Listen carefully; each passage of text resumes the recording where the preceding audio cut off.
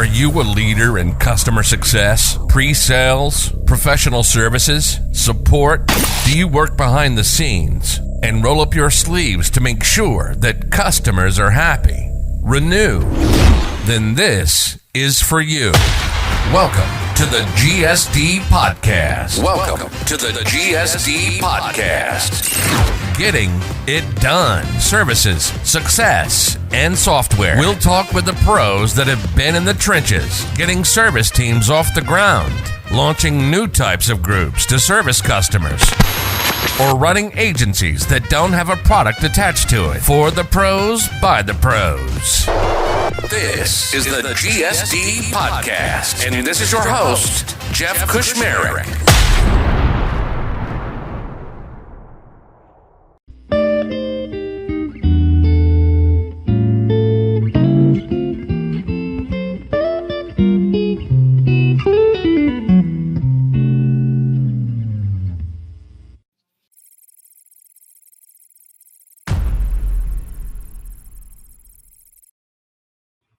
Hey there, it's Jeff. Thanks for listening in. Really liked recording this podcast with Carly Agar, and you'll hear me mispronounce her name right to her face, which is really funny. But Carly's awesome. She currently works on helping people get jobs as CSMs and works with a lot of career transitioners.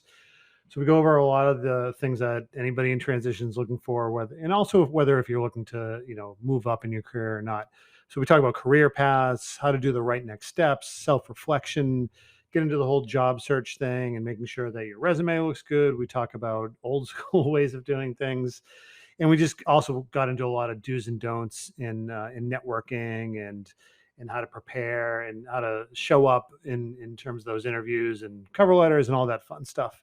So make sure to listen and check her out. As always, these podcasts are brought to you by Infinite Renewals, where we help customers and companies scale to their needs. So check us out if you're looking for any of that stuff. And otherwise, enjoy the podcast.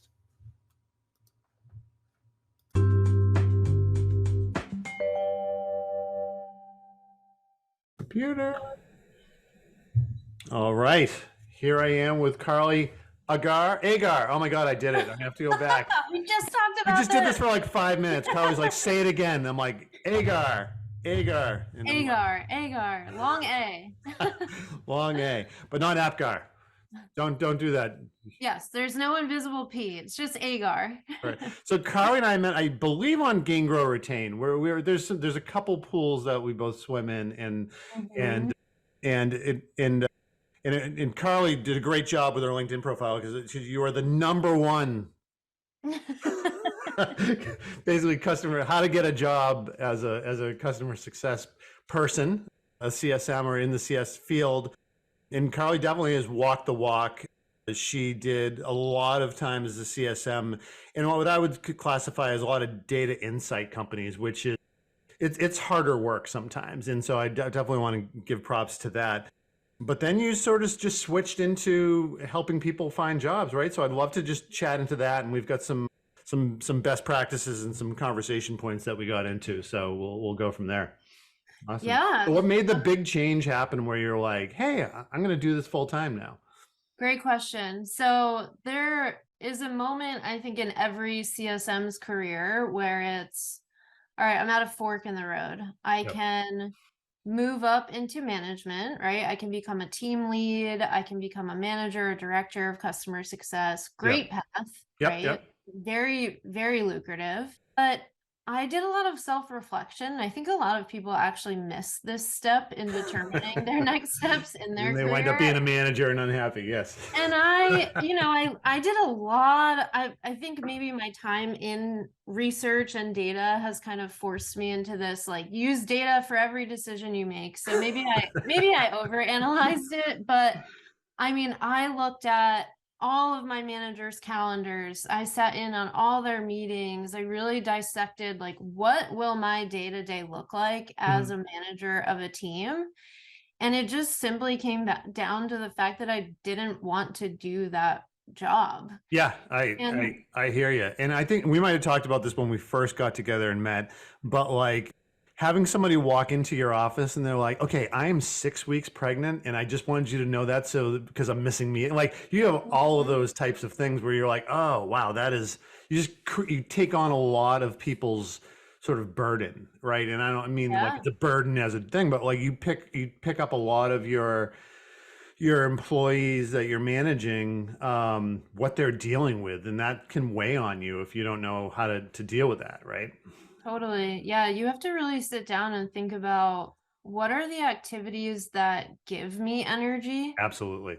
and what are the activities that drain my energy. And for me, a big thing, if you talk to any of my past managers and any of them listen to this, I'm sure they're going to laugh.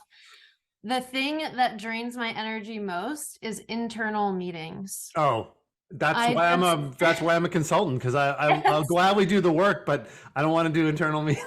Yes. And so, the reality is, as a manager, you are spending 90% of your time in internal meetings. Yep. And in thinking about that as a next step in my career, it just didn't make sense. I didn't want to feel like my energy was drained all the time. And that also meant that I wasn't going to be good at it, right? If you're operating from a place of having no energy, you're not going to perform, and then your team's not going to perform. So it didn't make sense for me to move into management. Right. So this is interesting, because when we were putting our outline together for this, the first thing we were going to talk about was career paths and making the right next step. But you just walked through how you did that. Mm-hmm. Now, how do you work with the people that, so we've got a couple different things. I think there's a lot of career transitioners, right, that you're working with right now. Mm-hmm. How are you helping them decide if going down this CSM path is the right way to go? That's a great question. And I'll be honest in saying a lot of the folks that I work with have already done that work. Okay. They have a baseline understanding of what customer success means. And they're now at a point where they're ready to go all in on this as their next step in their career. Got it. What I will say I am helping guide them through is it just a customer success manager role that I'm open to? Mm-hmm. Or is it I'm potentially open to becoming an onboarding specialist? Got it. Or is it a renewal manager role, right? It's still broadly customer success, but it's really finding those places where, again, they're going to feel energized. They're not going to feel like their energy is being sucked out of them. Absolutely. Another thing that folks also need help trying to navigate is, do I fit in at a startup or do I fit in at a big company? Oh yeah. I'm going through this with my daughter right now for college. Like, do you want to go to a small school? Do you want to go to big school? Mm-hmm. Big school in a city, small school in the countryside, right? Exactly. Mm-hmm. Yeah. Yeah. Yeah. And I think with that question becomes a little bit murky, because I think there are a lot of generalizations that people make about, oh, if I join a big company, it means I'm just going to be a number. Or if I join a startup, it means I'm going to be grinding all the time. I'm never going to have a break. I'm not going to have work-life balance.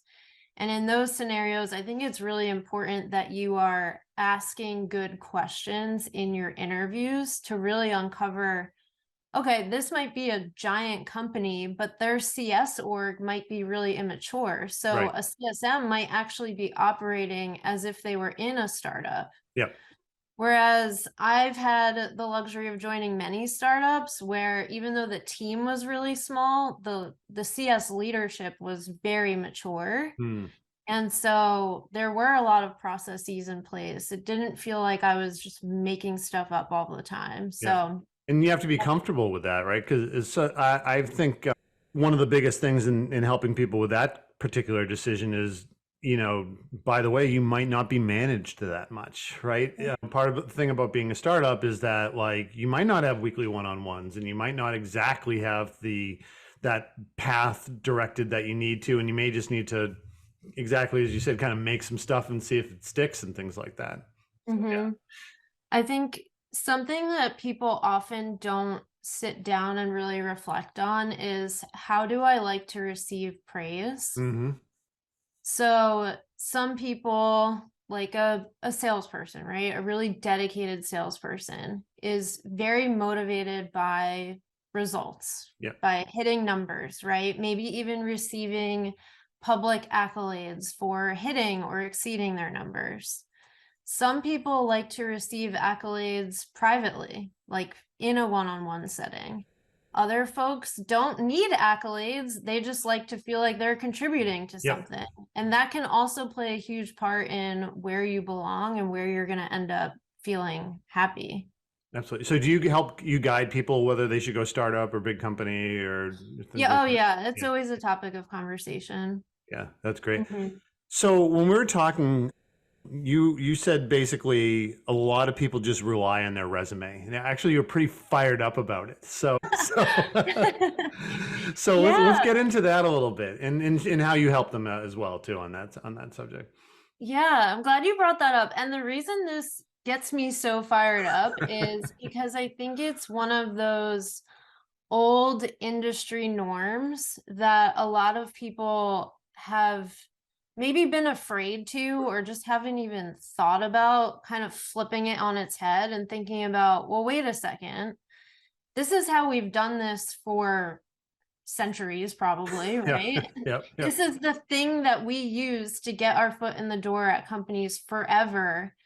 Does this still make sense in today's job market? Does this still make sense given how prevalent social media is, right? It's crazy. Yeah. I just on that note, before I forget, I'm going to very much date myself here. The big thing for me was getting like a really heavy stock paper. Oh my gosh, yes. Like you'd walk into like some really fancy, like not Staples. No, I'm too good for Staples. Where's the fancy paper store? Like Papyrus or something like that. And you couldn't wait, oh my gosh, this is bringing my... It was like a laid woven now. It's popping into my head. Wait, so you couldn't have stark white paper, it had to be slightly off-white. It had to be thick, but not too thick. And when you showed up to interviews in person, you had to have like the black leather. Zip up. It's got a little calculator inside it, just in case you need to start breaking out some math on your salary negotiation right there. Gosh, that is so funny. I had the standard joke I would use every time because they'd feel that paper and I'd be like, wait, I used this with business cards back in the day too. I'm like, the best thing about this is that if you go out to eat and get a little piece of food in your teeth, you can just... Oh my gosh, I am just now having all that anxiety. You must have been on the tail end or have a fantastic moisturizing routine because I can't believe you had to deal with the paper situation. Oh my gosh, the old ways of interviewing. Yeah, all the anxieties of making sure. Well, they told me that I'm going to interview with 5 people, so I better have 37 copies of my resume just in case. Right? So true. Oh my God. But yeah, going back to your point, so I think it is one of those old industry norms where we have to start questioning it, right? Is this the most effective tool for getting our foot in the door? And I think in some cases the answer is yes. Okay. If you're in customer success and you're trying to move into a new CS position, your resume is still going to do the work for you. Mm-hmm. But when you're coming from any other career and you are a quote unquote career transitioner, if you think about it, there's always going to be experienced CSMs submitting their resumes too. Mm-hmm. So you're always at a disadvantage. You're in those instances, your resume is doing nothing to help you. Okay. Right. And if all we do as career transitioners is rely on our resume, we're basically leaving our entire job search up to hope and luck and timing. And we don't want that, right? We want to take control of our destiny, so to speak. So I think I would say the number one mistake that career transitioners make is they rely too much on the resume. Okay. Can you, since we're in the laughing mode, we were talking about people doing some just like outrageous like metaphors of like I managed 2 kids, but it would turn into like what a CSM thing would be. It would be like, responsible for 4 Issuance. I couldn't remember exactly, but it was like, okay, you're trying a little too hard on pulling out previous experiences and mapping them to CSM stuff. So yeah, I think so. What I see a lot of, and I understand why folks make this mistake, but what I see a lot of is, oh, I need to translate my resume to more corporate speak. right. And so they'll kind of just do like a control F of their resume and swap out words. And unfortunately, that it doesn't help because number one, it doesn't necessarily mean that you understand what you're claiming, right? And that's going to show up in an interview right away. So rather than just control effing certain words and, replacing them with a new word like customers or clients, Yeah. I think what you're way better off doing is sitting down, dissecting any customer success job description and really asking yourself, first of all, do I understand what this means, right? There's going to be lingo in there that you don't understand as a career transitioner, and that's okay. Perfect opportunity for you to go do some research or go network and ask people in the space what these things actually mean. Then once you have the understanding, you can move into a real self-reflection process. So it's okay, now that I understand what this thing is in the job description, I can now sit down and ask myself, have I done something similar? How do I do this in my current world? And now I can take that information and rewrite a bullet point in my resume that not only speaks to recruiters and hiring managers in the space, but now you've also got the benefit of having a better understanding of what they're looking for, which is going to help you come time for your interviews. Yeah, which will just eliminate a lot of those really bad first interviews or screeners or whatnot. So yeah, exactly. Yeah. Okay, we wanted to also talk about some network stuff and some do's and don'ts on how to work the network. Here we go. Another fiery topic for Carly. Another topic I get fired up about. So one thing I'll say about networking, and I think so many people don't realize this, is you're not just born a great networker. It's not just something that comes innately to people. It truly is a skill that you have to learn and develop. And I think a lot of folks just get intimidated by the word networking and, they think I've never done this. I don't know how to do this. And maybe some imposter syndrome sets in. Absolutely. Yeah. But networking, it's a skill, just like anything else, just like interviewing is a skill. I'll start with my don'ts for networking. Perfect. Yes. Don't do this. I would say number one, don't network yourself into a box. Meaning if you are, let's say you're transitioning from hospitality into customer success, don't just network with people who have made that transition, because now your network is not very diverse, right? And you're now only, if you are actually actively talking to these people, you're only gaining the perspective of people who have transitioned. But you're better off networking with people who have been in the space for a long time. Absolutely. Or people who have come from sales or education into customer success. So you want to build a really diverse network so that your knowledge of the space becomes more well-rounded.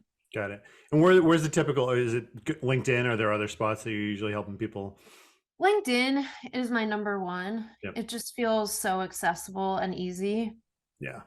Yeah, absolutely. And I don't know if you agree with this, but I'm usually like, you got to make that your job. If you're looking for a gig, like it's an hour, put an hour a day in, or half an hour in the morning and then half an hour in the afternoon or whatever. And, and also don't be annoying and things like that. So yeah, absolutely. Yeah. Some other don'ts for networking, I would say, is don't focus on the number of connections that you have. Right. I see some advice out there where it's like, oh, you have to have 500 connections on LinkedIn to be taken seriously. I don't subscribe to that. I've never looked at that number. Yeah. And these days it's almost like an anti thing. I'm like, whoa, what are you doing with those, 5,000 plus connections? Right. I think it's a vanity metric. It's kind of like time on page. It's like Yeah. that old vanity metric that it really doesn't mean anything. It doesn't tell you anything. Yeah. So rather than focusing on the number of, in this case, LinkedIn connections that you have, I would focus on the quality of those connections. So, ways to make your connections more of a higher quality is by actually getting on the phone with these people, right? And owning those conversations. Ask them really strategic questions that are going to help you in your job search. I'd rather you have 5 quality connections than 2,000 LinkedIn connections. Got it. Yeah, that makes total sense. Absolutely. It almost sounds like a do there. Are there any other do's to suggest? Yes, I would say the biggest do that I see folks really hesitating, especially that first one, is ask people to get on the phone. Oh, interesting.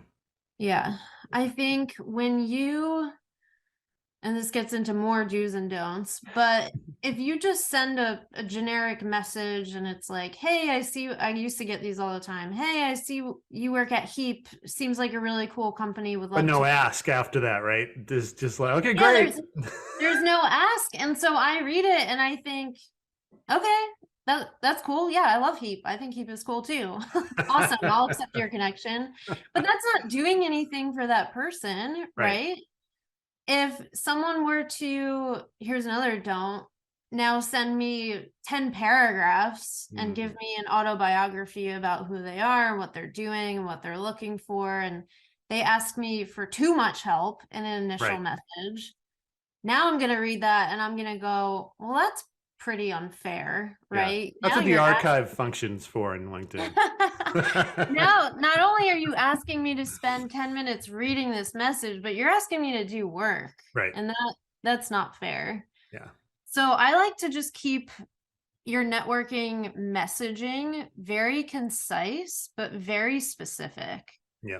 So even if you were to just say, my name is whatever, this is what I'm doing, would you be open to a 15-minute phone call? I just want to ask you some questions about X, Y, and Z. It makes it really easy for the receiver of the message to say, okay, if I say yes to this ask, I know exactly what I'm signing up for. Yeah. Right?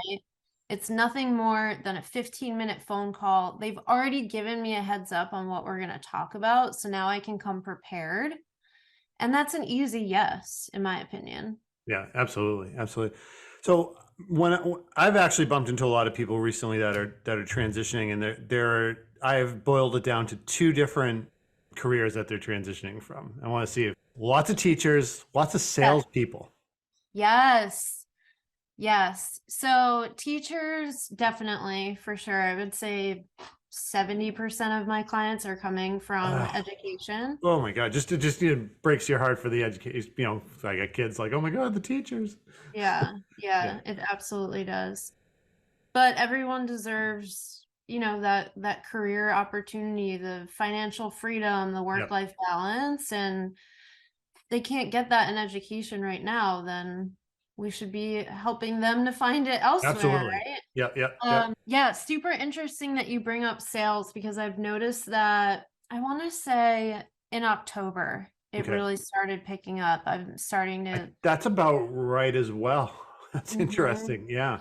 And the number one thing, I always ask, like, why do you feel called to customer success? Why do you want to make this transition? And the number one thing I'm hearing is, I want to get away from living and breathing and dying by my quota. Yeah. And I don't know if that has anything to do with just the way that the market is right now. I'm sure it's more difficult for sales reps to meet their numbers, but definitely seeing that trend. That's a great point. I'll also say that the salespeople I've met were like heavy hitters too. It's not like, I did like 3 years as a BDR.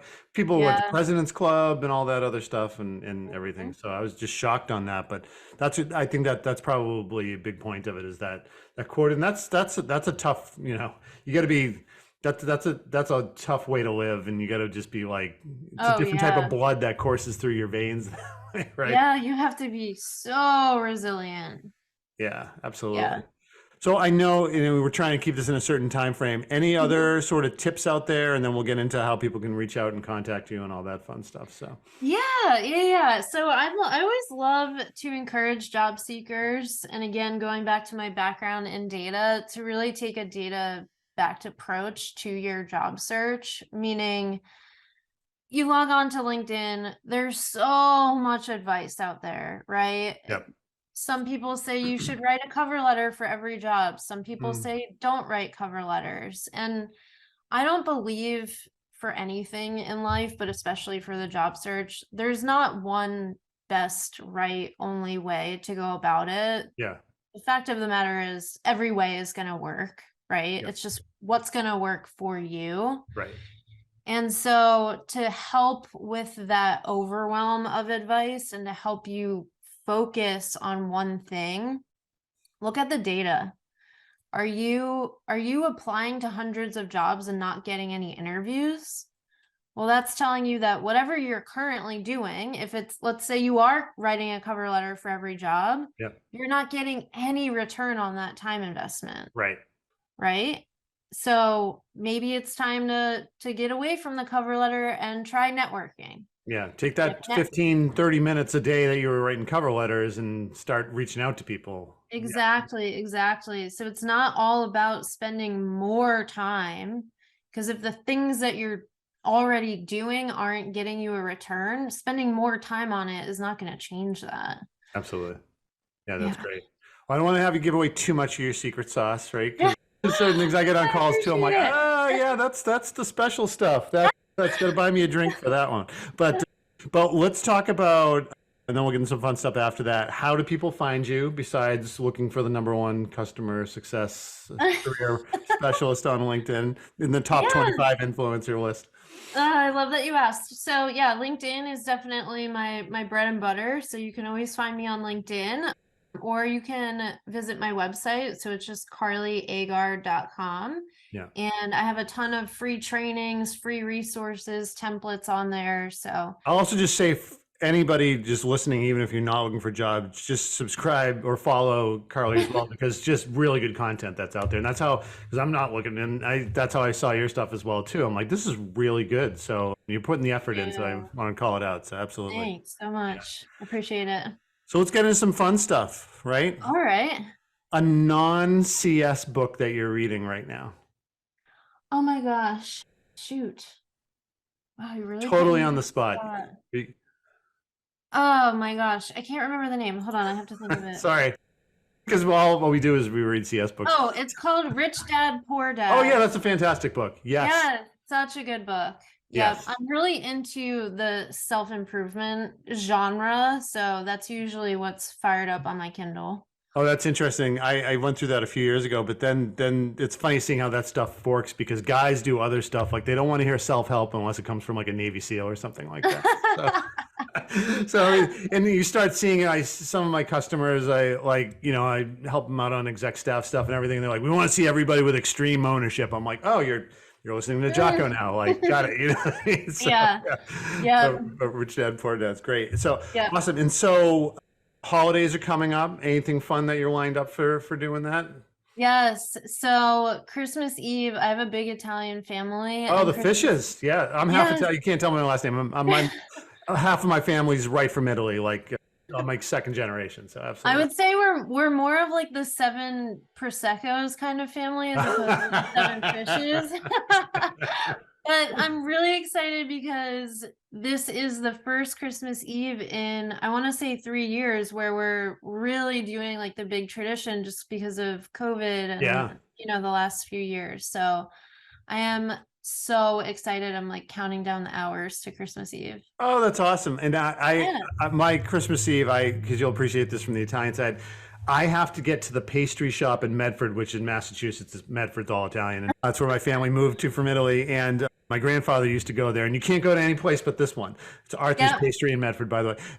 And you have to get there literally an hour before they open, and the line just goes out the door all day long just to be able to get your pastries for for Christmas. It's amazing. Yes. Yeah. Yes. We take our food assignments very seriously. Everyone will be waiting in their respective lines at their respective bakeries and delis. Yep. And we also did not. We're not cooking the Italian stuff. We're going to like the best Italian place, and we're just like getting trays. Oh, nice. Yeah, you get 3 kids. It's a lot of stuff, right? It's make it easy on yourself, right? For awesome. sure. Yeah. Well, Carly, it's been awesome. Hold on one second, but we'll post all the links and the post and everything like that. And thanks so much for joining. Thank you. Hold on one quick second, and we'll do a quick wrap up. Thanks a ton. Okay.